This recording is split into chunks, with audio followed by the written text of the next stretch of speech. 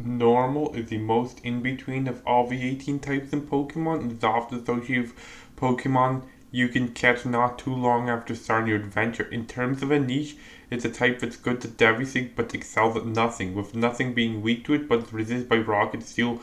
It goes as outright immune to it. It could be argued that normal is the worst type offensively, as it hits nothing super effectively, but it does have less resistance than other types. Defensively, normal takes neutral from almost everything and resists nothing but is immune to ghosts and has a sole weakness in fighting. In order to truly understand normal as a type, we will need to start from the beginning. Before we start, please remember to like, subscribe, and share for more content. Every view means the world to me.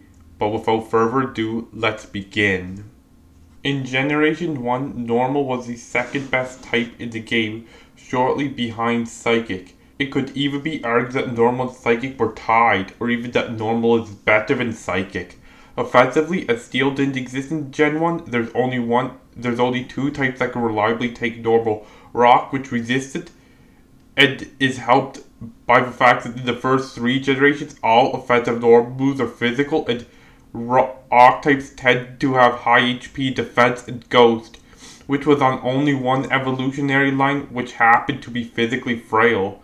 Also, normal types got a wide array of coverage moves that can counter Pokemon that can withstand even take nothing from normal type moves. Defensively, normal is immune to Ghost, but the only Ghost moves were Nightshade, which did a consistent amount of damage and ignored type immunities in Gen 1, and Lick, which was too weak to run. However, a quirk in programming meant that normal was immune to paralysis from Body Slam and the status conditions caused by other normal type moves. And Body Slam is one of the best moves in the game due to its 85 powered 30% paralysis chance. Also, fighting normal soul weakness, its strongest move in Gen 1 was Submission, which had 80 power, 80 accuracy, and did recoil damage equivalent to a quarter of the damage inflicted on the user. Such fighting moves were rarely used in competitive play, not helped by the fact that the entire type consists of noob trap Pokemon. Effectively, Normal had no weaknesses because of that. It's a testament to how good Normal is in Gen 1 when the big three, the three best Pokemon in OU, are all normal types. You could run a team in Gen 1 OU without at least two members of a big three. In order for big three are Tauros, Snorlax, and Chansey, in order from best to worst. Tauros is the king of Gen 1 OU, and he is the perfect late game revenge killer, coming in after another teammate falls to take down weakened and paralyzed team. Tauros' base 100 attack made sure his moves hit hard, and his base 110 speed made sure that he could go first and cripple 21.5% of the time. Normal was so good that Tauros ran two normal stab options. Tauros ran Body Slam to roll paralysis on non-normals and deal stab damage, and Hyper Beam to finish off weakened opponents. In Gen 1, Hyper Beam didn't force the user to recharge of the kills, so only in Gen 1 was it a high risk, high reward attack and non-competitive novelty or the base for generational gimmick boosted move. Despite Snorlax have the somewhat high attack stat to base 110 and its widespread status capable of being used by any fully evolved Pokemon, it can be argued that Hyper Beam is Tauros' signature move, by virtue of it being Tauros' best move and Tauros being the best use of it. This was because Snorlax's base 30 speed wasn't getting any crits and being easier to play around, and Tauros never ran status moves, instead opted for coverage options.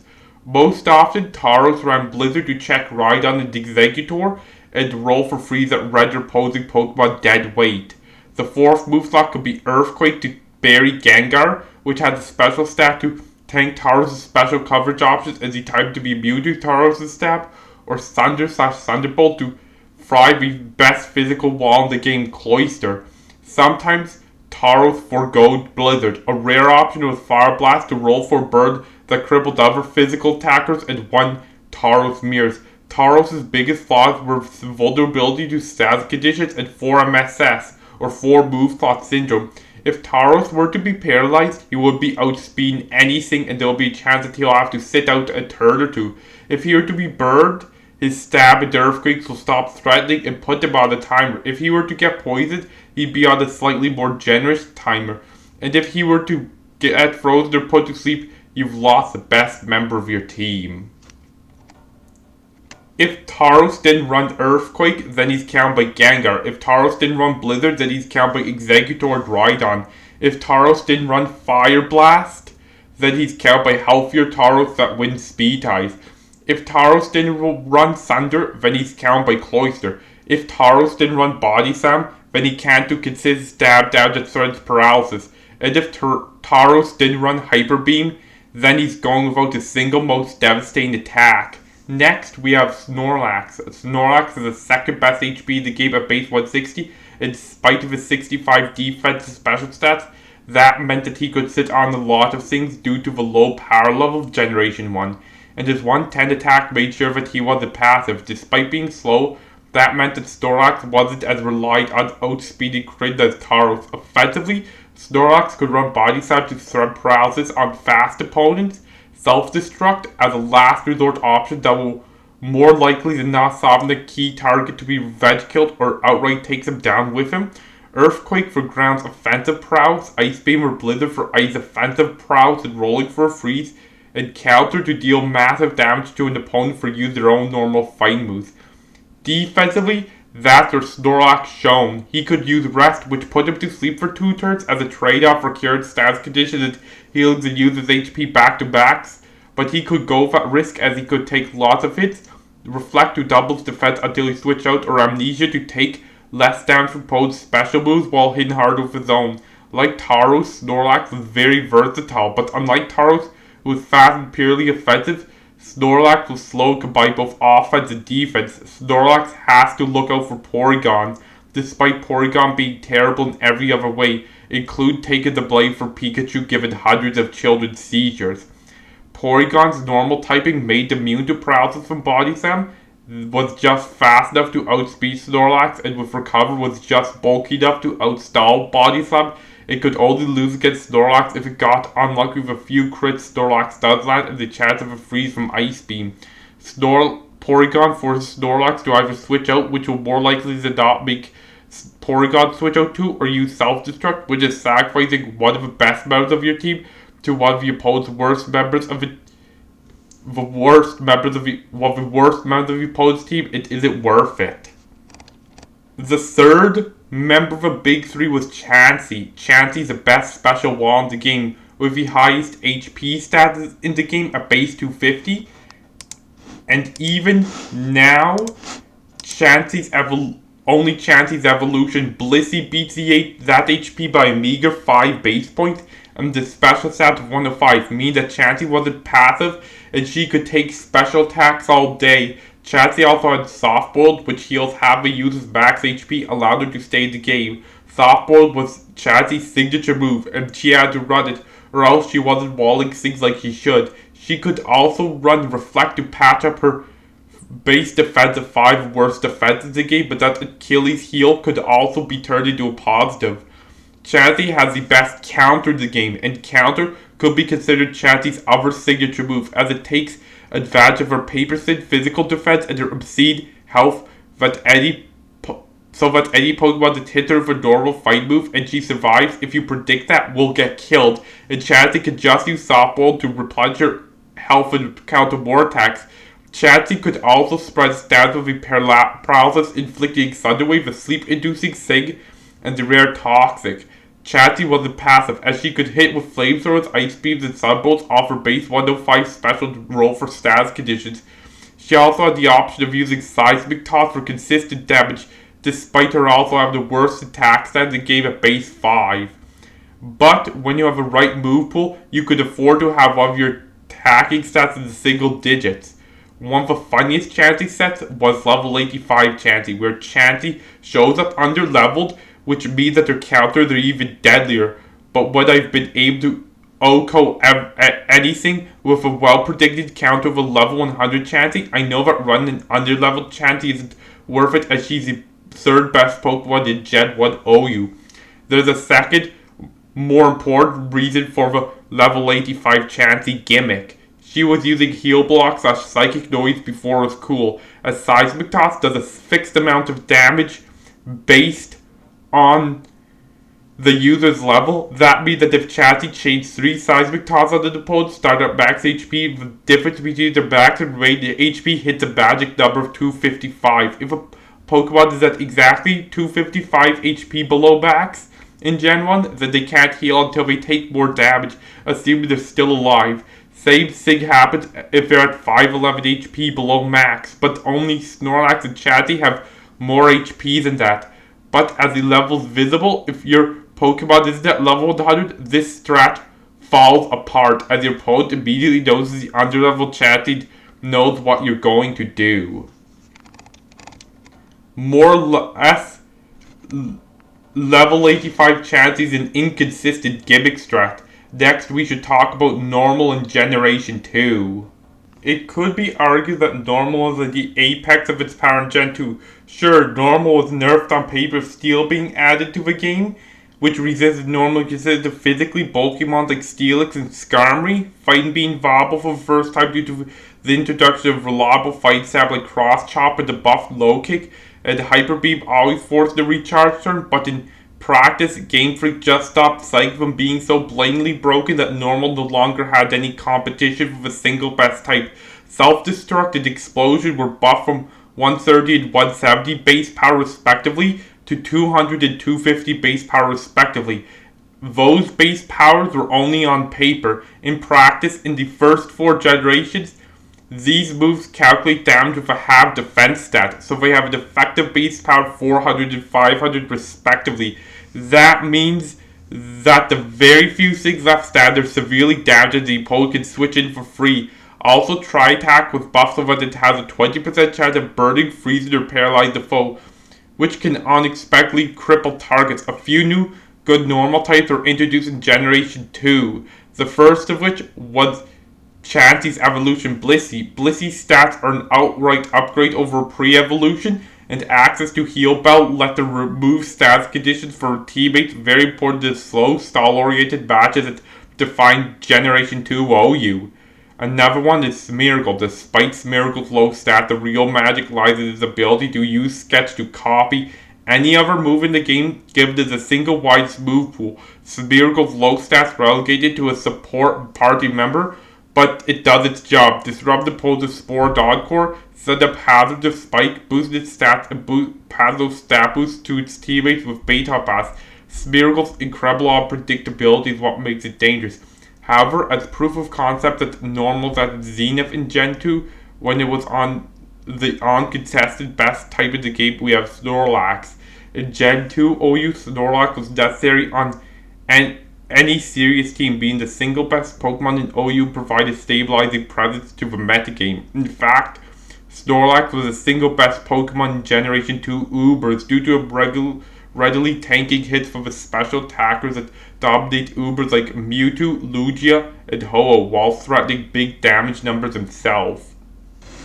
Why was he allowed in Gen 2 OU if he was that good? Because it's better to have an OU that requires you to run 1 Pokemon and not a core of 4 Pokemon if you want to win. Snorlax was buffed hard in the transition between the first 2 generations. Snorlax's base 65 special became base 65 special attack and base 110 special defense, meaning that he could still hit as hard with special attacks while becoming a very good special tank. Unlike the bulkier Blissey, Snorlax was more of a defensive presence, and his versatility meant that there were common counters for Lax, like hard-hitting fight types, but there is no one true counter for Lax. There is no one set that magically countered each and every Snorlax set. Snorlax was slow in the metagame where speed was at its most unimportant, the special wall in the metagame where special attackers would otherwise run amok. Snorlax also got more tools. The introduction of held items meant that Snorlax could now run leftovers, the single best held item in Gen 2, which has withstood the test of time. Leftovers heals are used by 16th of their max health at the end of every turn. In the stall-oriented metagame, that replenished health quickly added up. Snorlax also got the buff Self-Destruct and Enjoy Curse, which boosts his already great attack and his decent defense, because it's already sluggish speed, but the Snorlax was slow and did the metagame tailor-made for slow Pokemons like himself, the price was a non-issue. Snorlax could also run Belly Drum to max out his attack at a cost of half his max HP if he wanted to run an high-risk, high-reward playstyle. However, not every normal type was as fortunate as Snorlax. Tauros' 70 specials made 40 special attack and 70 special defense, making him unable to use his coverage options. Crits were no longer determined by base speed, so Tauros could no longer force the opponent to consider a chance of a crit on each and every turn, and Hype Beam being nerfed meant that Tauros' signature move was made unusable, except as a niche last resort option. Next, we will need to see what it was like for normal types in Generation 3. Gen 3 introduced abilities which changed the playstyle of many Pokemon. Snorlax's immunity meant that he was immune to a now buff Toxic. Blissey's natural cure meant that she could switch out to heal her status condition, so she doesn't have to click heal bell if she gets status, and if put to sleep or frozen, she has a get out of jail free card. Smeargle's own tempo stopped it from being confused. Earthring's guts made afflicted status conditions on it risky, as its attack stat will rise, and if burned, its physical attacks aren't weakened, instead being strengthened. Miltank's sick fat gave her resistance to fire dice, and Porygon 2's trace gave it the ability to copy its opponent's ability upon switching in.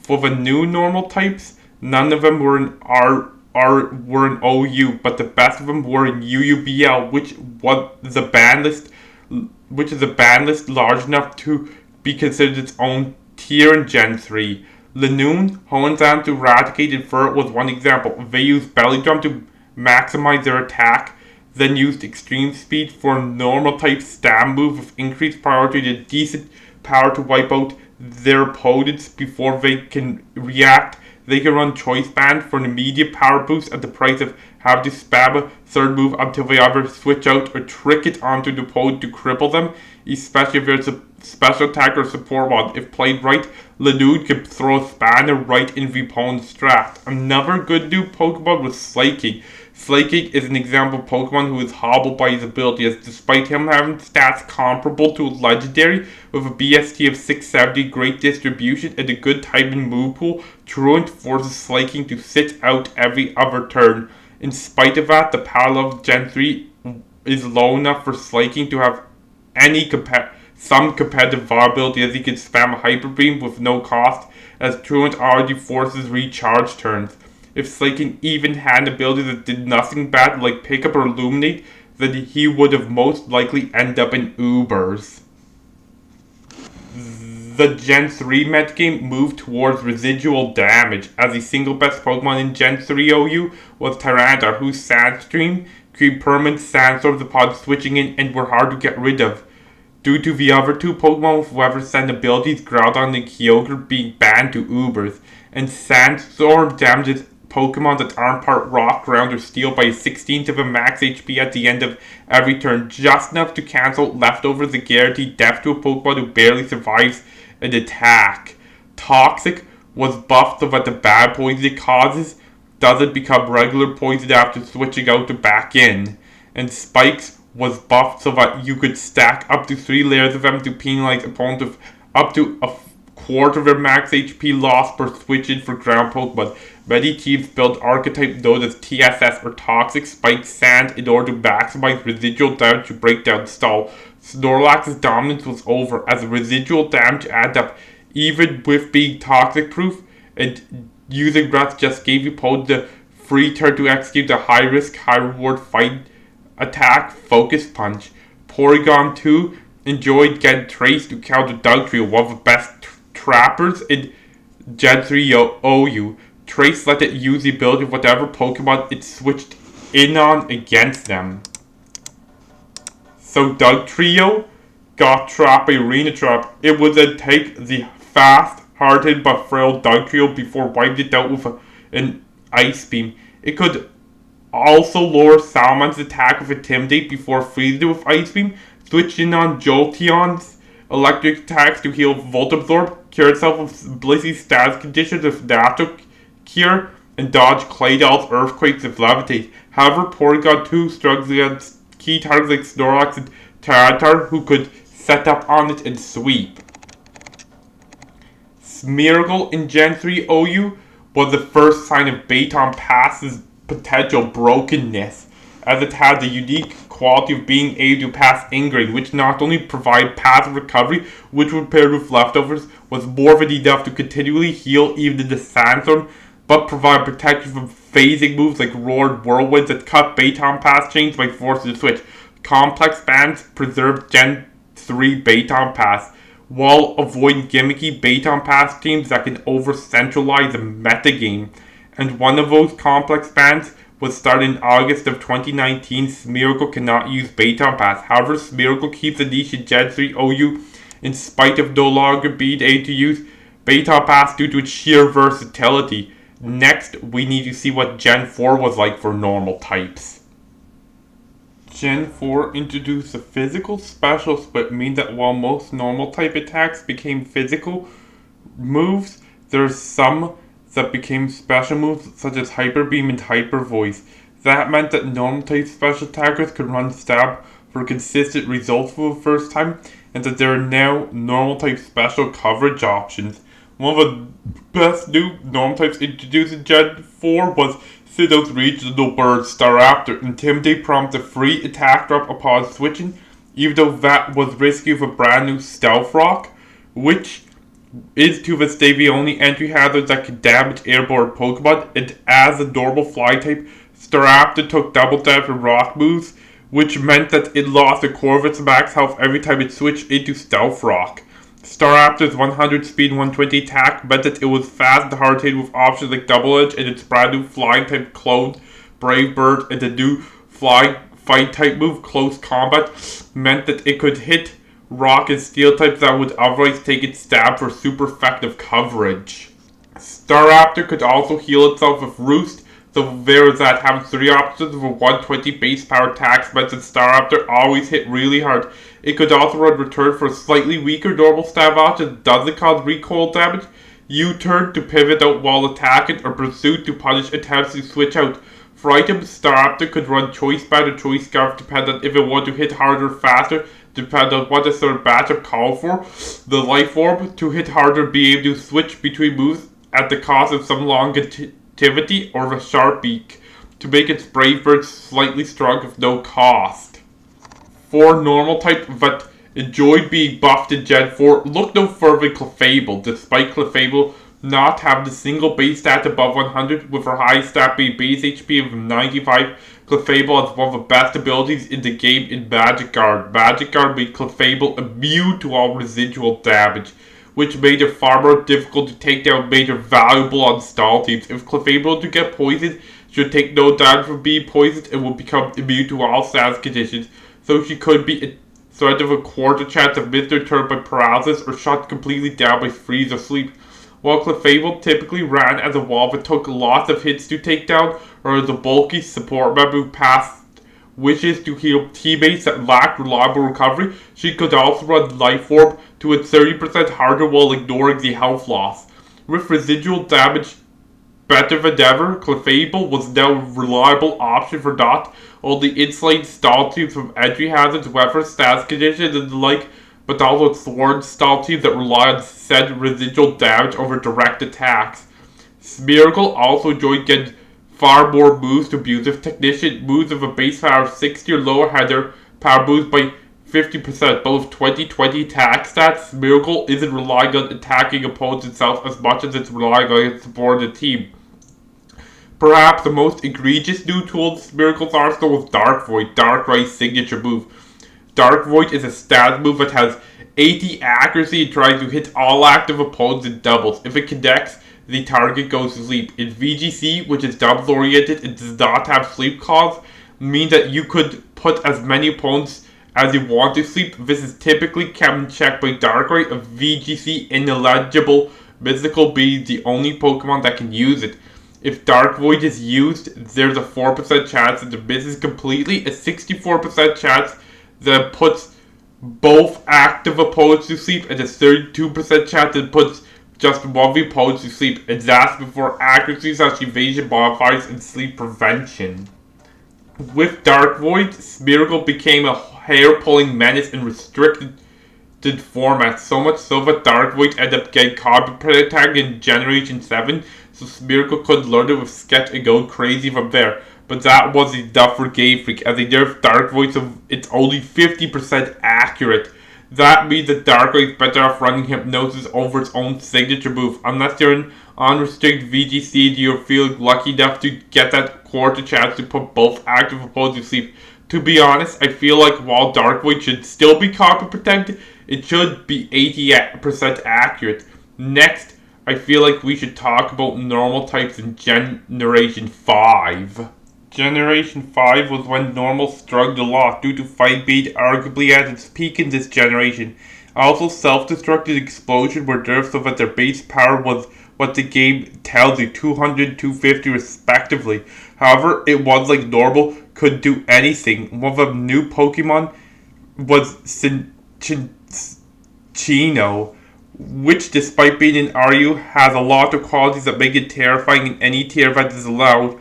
It has base 95 attack and base 150 speed. It has the ability Skill Link, which guarantees that multi-hit moves hit the maximum number of times. It's a late game sweeper that relies on its teammates to take out the cripple whatever walls it, then it switches in and sweeps. Chinchino's signature move is Tail Slap, which might seem harmless with 25 power and 85 accuracy, but then you realize that it hits up to 5 times in a row, and Chinchino has Skill Link, so it's slightly more powerful than Power Whip and has the same accuracy and gets Stab.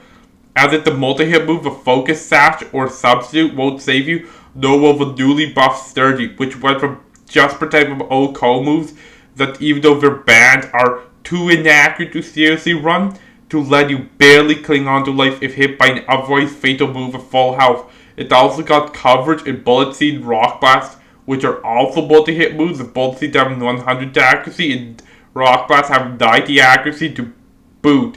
U-turn allows for pivoting, Aqua Tail hits Steel and Ghost neutrally, and is super effective against Rock, Ground, and Fire, but unfortunately, Chinchino is a bit of a one-trick chinchilla. Clefable got another buff with the introduction of hidden abilities. Clefable's hidden ability had to be Unaware, which ignored the opponent's stat stages when attacking and defending, which sounds very niche, but with all the setup sweepers one round, Unaware is the perfect ability for handling them. However, Quagsire also got Unaware, which made it excellent at walling out setup sweepers and neutralizing their stat boosts. With Haze, let it outclass Clefable's an Unaware wall, and it's not like that's the only broken ability Clefable has in their arsenal. But something that was indeed buffed was the original use of Unaware Bidoof. It got the hidden ability Moody, which gave the random +2 stat buff and then random -1 stat debuff at the end of every turn. With Moody, if a Pokemon wants to stay in battle for long enough, it will accumulate enough stat boosts to become an effective win condition, even something as lowly as Bidoof. And Smeargle could stay in with Moody, passing stat boosts to a teammate that's more capable of sweeping. Is it any wonder why Moody was bad? Overpowered and heavily luck reliant are two traits for something that's competitively unhealthy. Anyways, we need to talk about normal in Generation 6. Generation 6 was the generation of Mega Evolutions, the introduction of a Fairy type to resist fight and provide super effective stab against fight, as well as Steel being nerfed to no longer resist Ghost and Dark, somewhat helped the normal type out. Also the Gems, which gave a move of a third type a one-time boost in power by 50%, let them kill Pokemon that would otherwise take moves of that type, with the most egregious example being the Flying Gem comboing with Acrobatics for a move that for the first time hits of 165 base power, no drawbacks, were removed except for the normal gem. However, the normal gem boosted the power of the first normal move by 30%, significantly less than its height in Generation 5. This meant that Liepard could still combo Fake Out on Bird and normal gem to hit the opponent upon switching with a 52 base power move that denied the first turn and doubled their speed. Also, lots of normal types benefit from getting Mega Evolutions. Generation 4's Lopunny is useless competitively unless you're playing some sort of unofficial tier of a lower power level with any Smogon's actual tiers, or you're ranking Pokemon not based on competitive viability but on how much they are furry bait. Both Mega Evolution, Lopunny becomes a lot faster and stronger. gain the Fight type for Stab and Scrappy to hit Ghost types. We now have a Pokemon with unresisted Stab, a previously unprecedented threat. And with base 136 attack and base 135 attack, it's a miracle that Megaloputty did get sent to Ubers, unlike another fast, frail attacker that boasts an unresisted Stab combination released 3 generations later. Mostly because Megaloputty does not have a free item slot due to requiring Lopunite to Mega Evolve. It is relied on contact moves that can be killed with Rocky Helmet and such abilities as penalized contact moves. So the only way she could readily boost her powers with Para Punch, which has 40 base power but gets stabbed and she has few problems slotted in. Another normal type that abused Mega Evolution mercilessly was Kangaskhan. Her parental bond effectively made all her attacks 50% strong, made the breakthrough sashes and sturdy. Her fake outs were no longer once per switch annoyances, but legit ways to finish a weakened opponent. Her body slams now had just over 1-2 chance of paralyzing their targets. Her Para Punches were attacks that gave her free sword sets, even attacking mid-boost. Her seismic tosses do a flat 200 damage. Her crunches have 2 1 in 5 chances of lowered defense and have a slim chance of lowered defense by 2. Is it any wonder why Mega Kangaskhan got banned to Ubers? Anyways, it's time to see how well normal types did in Generation 7.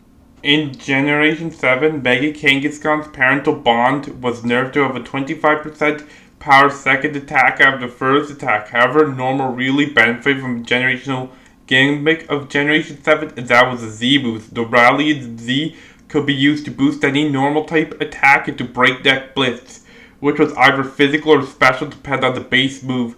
This meant that Hyperbeam's physical variant Giga Impact were now usable, but only once for a Z move that had 200 base power could only be partially protected from, hence why Kartana ran Giga Impact because he has Normalium Z. Also, normal type SAS moves could be boosted by Normalium Z for a secondary effect. The most egregious example would be Conversion, which changes the user's type to the type of first move in their set and was one of the signature moves of a Porygon family.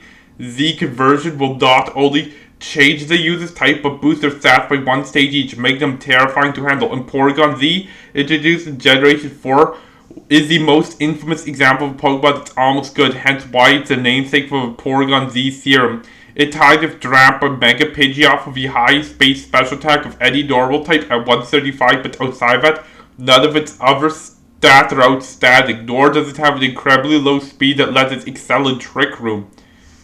For abilities, Porygon Z can run Analytic, which lets it do 30% more damage if it goes last, allowed it to punish fast Pokemon priority moves and switches. Download, which gives it a special attack boost if switched into a physically defensive opponent, or Adaptability, which makes its stab moves deal double damage instead of 50% extra damage. For removal, Porygon Z can run Tri-Attack, Conversion, Conversion 2, Dark Pulse, Shadow Ball, Ice Beam, Thunderbolt, and more. However, outside of HP Fire, Porygon Z has no way to super effectively hit Steel types. With Z Conversion, Porygon Z can boost all its stats and change its type to avoid being hit super effectively by slower opponents, and changes the Adaptability boost stab to hit a certain target.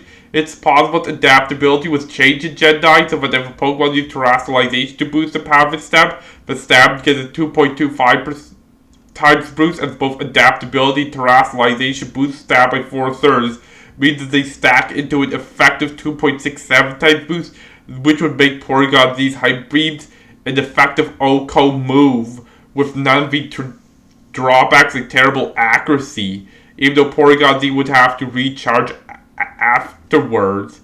If Hyper Beam and its clones still work like they did in Gen 1, where kill means no recharge, Porygon Z would be OP. If it got Speed Boost, Chlorophyll, some other ability to let it go fast, Porygon Z would be OP. If it got Boom Burst, then it will be OP. If it got some ability to give it more of a defensive presence, like Multi-Skill or Magic Guard, then it will be OP.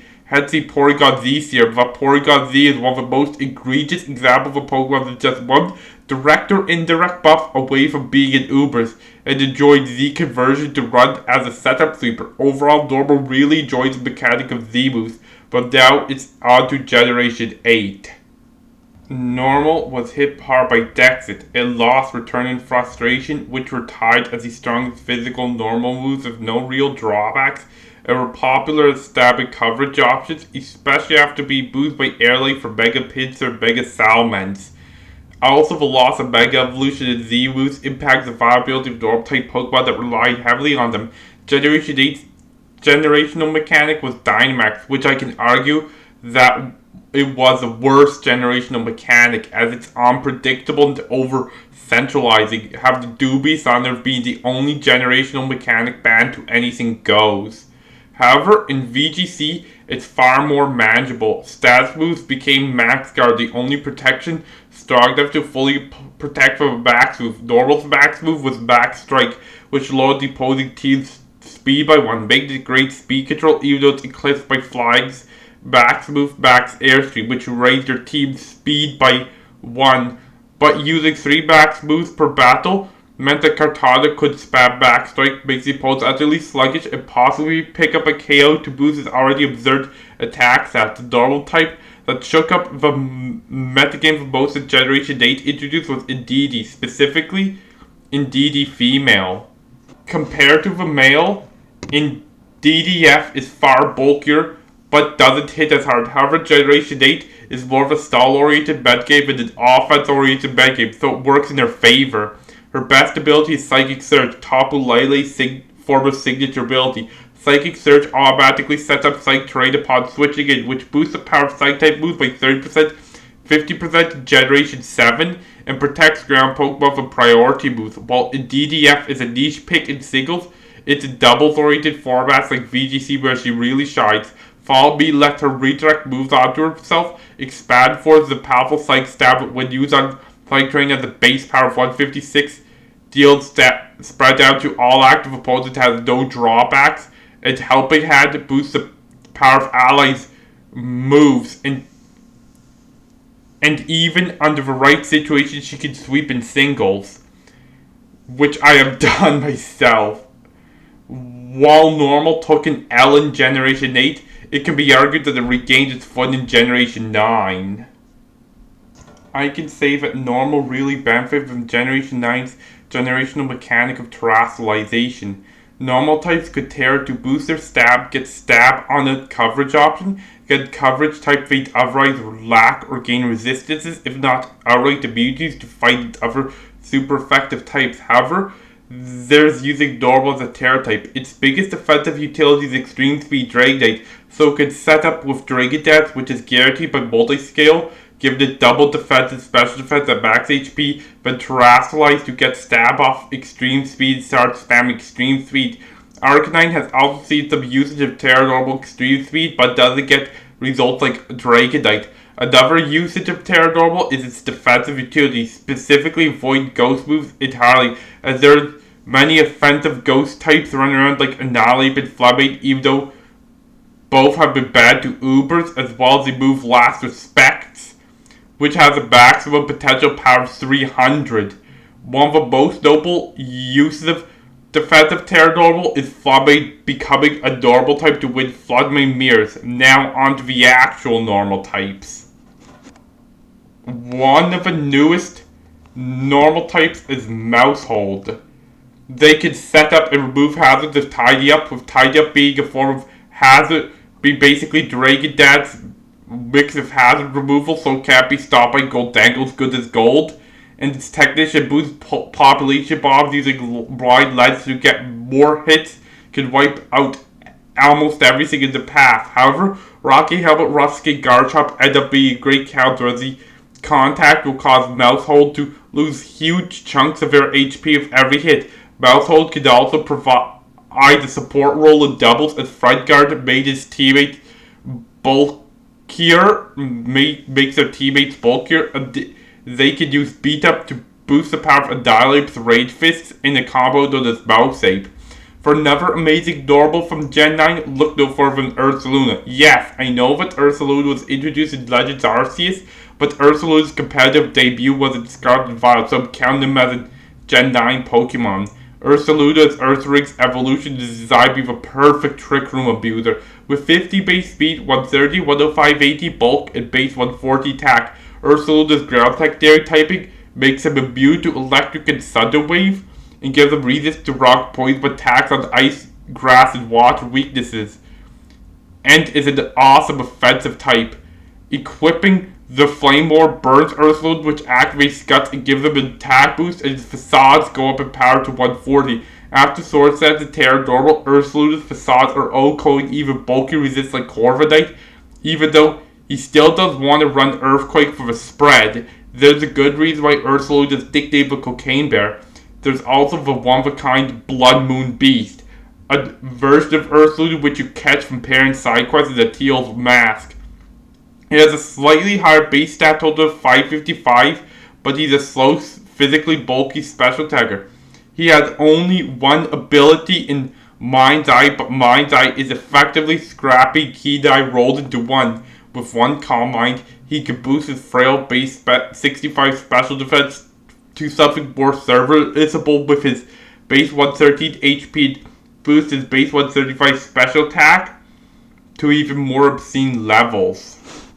With a normal move and the priority fight move Vacuum Wave, he's got all resistant coverage and he can run Earth Power for stab. He can also run Moonlight for recovery. For normal stab, Bloodmoon Ursaluna can run Hyper Voice and such or Bloodmoon. Hyper Voice provides spread and hits behind subs and is spammable, while Bloodmoon is basically a better Hyper Beam. Yes, it has 10 less base power, but Bloodmoon Ursaluna can move after using Bloodmoon. He just can't use Bloodmoon twice in a row. I have this feeling that Freddy Fazbeam is gonna get bad to Uber sooner or later. So yeah, Gen 9 has been great for the normal type. In conclusion, I would have to say that Normal's best generation was Generation 2. The best Pokemon in that game was a normal type, and only half measures are taken to nerf it, while certain normal mods and moves are outright buffed. Its worst generation was Generation 8 due to frustration and return being texted and Max Strike not being that of a max move. Thanks for watching, and please remember to like, subscribe, and share for more content. Leave your thoughts in the comments section below. Every view means so much to me. Every view, like, subscription, and share, they all mean so much to me. Tyson out.